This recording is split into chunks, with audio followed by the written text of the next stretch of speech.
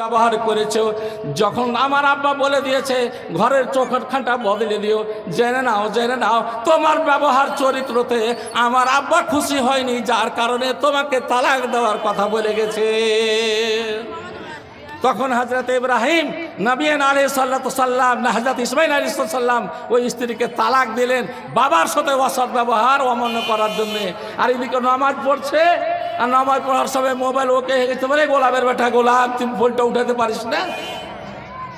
এরকম তো বউর ব্যবহার চরিত্র। এইবারে হযরত ইব্রাহিম নবী আলাইহিস সালাম কয়েক বছর পরে ফের ইব্রাহিম আলাইহিস সালামের ইসমাঈলের বাড়ি যাচ্ছেন। যাওয়ার সময় হযরত সারা বলছেন ও স্বামী, তুমি যাবে ইসমাঈলের ওখানে দেখা করার জন্যে। আমার একটা কথা আছে, যদি আপনি আমার এই শর্তটাকে মানেন তাহলে আপনি যেতে পাবেন। হযরত ইব্রাহিম বলছেন, বলো তোমার শর্ত কি? স্বামী গো, তুমি ইসমাঈলের বাড়ি যাবে বটে ঠিক, আমার কোনো বাধা নয়, কিন্তু ইসমাঈলের বাড়িতেই এই উট থেকে নেমে ঘোড়া থেকে নেমে ইসমাঈলের বাড়িতে নেমে তোমাকে থাকতে হবে না, জমিতে তুমি পা দিতে পাবে না। ইব্রাহিম বললেন ঠিকই আছে।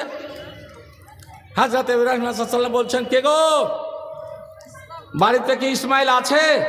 একটা মহিলা বের হয়ে বলছে, কে গো? বলে ইসমাঈল নাই বাড়িতে।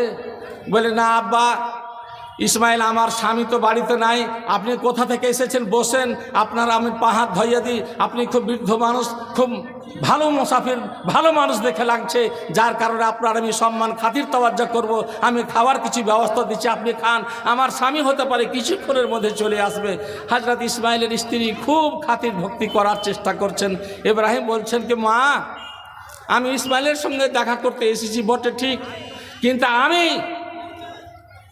আমার স্ত্রী সারার সঙ্গে আমি কথা বলে ওয়াদা করে এসেছি।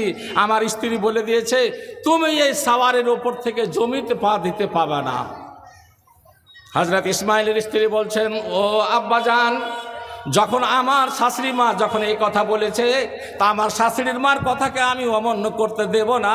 ও আমার আব্বাজান, আপনি এই উটের ওপরে ঘোড়ার ওপরে আপনি সাওয়ার হয়ে থাকেন, আমি দুখানা পাথর এনে দিচ্ছি, আপনি এই পাথরের ওপরে দুই পা খানাকে রাখেন। আর এই দুই পা খানাকে যখন হযরত ইব্রাহিম নবী আলাইহিস সালাম সাওয়ারের ওপর থেকে যখন পাথরের ওপরে পা দুখানা দিলেন, হযরত ইসমাঈলের স্ত্রী তার বৌমা এসে হযরত ইব্রাহিমের পা দুখানাকে ধোইয়া দিয়ে মাথার চুল দিয়ে কাপড় দিয়ে তার পা দুখানাকে মুছিয়ে দিলেন। হযরত ইব্রাহিম বলছেন, মা তুমি থাকো এখানে, আমি তো ইসমাঈলের আব্বা, আমার ছেলেকে বলে দিও এই বাড়ির চৌকাঠ খুবই সুন্দর, খুবই ভালো, এতখানি কথা তুমি সংবাদ জানিয়ে দিও। তাহলে বোঝা গেল ওই বউর মতন বউ হওয়া চাই না। নামাজ পড়ছে, ফোন লাগাইছে বারবার, আর ওদিকে বলছে কি গোলামের বেটা গোলাম, তোর ফোন উঠাবে তোর শক্তি হয় না, তাকত হয় না। এরকম বউ মার থাকলে মানুষের অভাব হবে, কষ্ট হবে, কোনোদিন শান্তি পাবে না। ভাইরা বলার কথা হলে এটা আমি বলতে চেয়েছিলাম, নমাজের কথা, নমাজ আমরা জানো হুজুরের তরিকা মতন, আল্লাহ নবীর তরিকা মতন যদি আমাদের নমাজ না হয়, তাহলে নমাজ আল্লাহ কখনো আমাদের কবুল করবে না। জমিতে খুব চাষ দিলেন, বিছন খাদ দিলেন, পানি পাঠালেন, বিছন যদি না দেন ফসল হবে না। ওরকম নমাজে যদি দোয়া তাবিজ ভালো হয়ে না হয়, তাহলে তোমার নামাজ হবে না। বসার তরিকা হুজুরের মতন, দাঁড়িয়ে থাকার তরিকা হুজুরের মতন, রুকু করার তরিকা হুজুরের মতন। মান সাল্লা বেগাইরে ওয়াক্তেহা। ভাইরা নামু একটু পানি দাও তো গো। মান সাল্লা বেগাইরে ওয়াক্তেহা, আল্লাহ নবী বলছেন বিনা ওয়াক্তে নামাজ হবে না। তো এখন ফজরের নামাজ, কম্পিউটারের যুগ, তখনকার যুগ এখনকার যুগে ফরক আছে। এখন সব কিছু মানুষ জানতে পারছেন।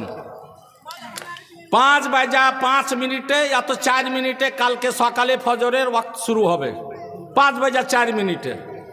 কিন্তু আমার এই উত্তর দিকের মসজিদ থেকে আজান আছে 4:45, কোনোদিন 4:40।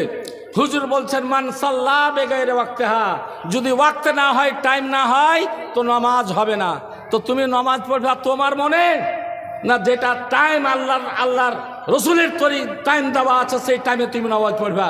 মনে করছো কি ফজর চাদর পেয়েছি, বহু উড়িয়ে দিয়েছে, বহুর সাথে রাগারাগি হয়ে গেছে, ভক করে উঠে উঁচু করে যা আজান শুরু করে দিন।